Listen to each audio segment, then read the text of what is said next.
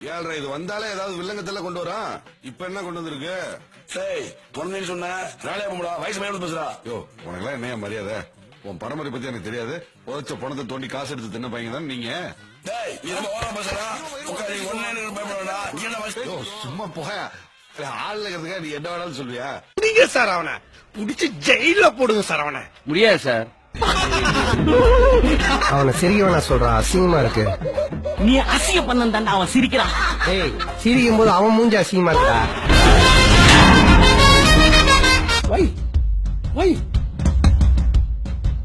I can't understand. எது இப்படி சிரிச்சா? பேக்ல போ. அவன் தலை வேற முண்டா வேறையா இந்த மண்ணுல விழணும். நான் திரும்ப வந்த உடனே தூத்துக்குடி டவுனுக்குள்ள ஏகப்பட்ட பட்டாசு வெடிக்கும். அதுல சிக்கிறவெல்லாம் சின்னப்படமாயிருவீங்க. நான் வாழ்ந்த இந்த வீட்டுல கடைசியா ஒரு தடவை உட்காந்துட்டு வந்துடுறேன்.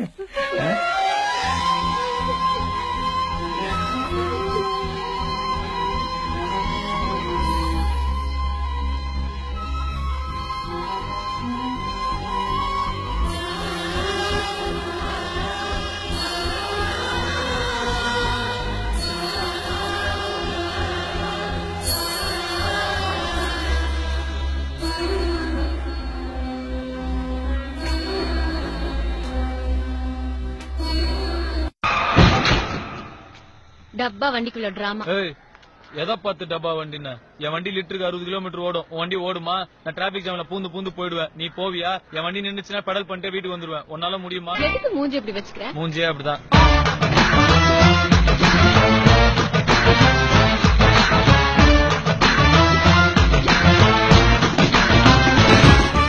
இங்கேயே குத்தி போட்டுருவோம். என்ன சார் வகுடு எடுத்து வரணும் முடி புட்டி கண்ணாடி எல்லாம் பார்த்து பழம் நினைச்சிட்டீங்களா?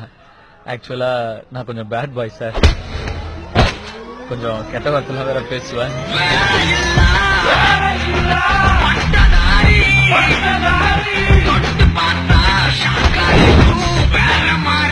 ஆனா உன்னை அடிச்சு அழிச்சு போடுங்க. அமுல் பேபி ரகுவரனை வரைக்கும் நீ வில்லனா தானே பாத்துருக்க.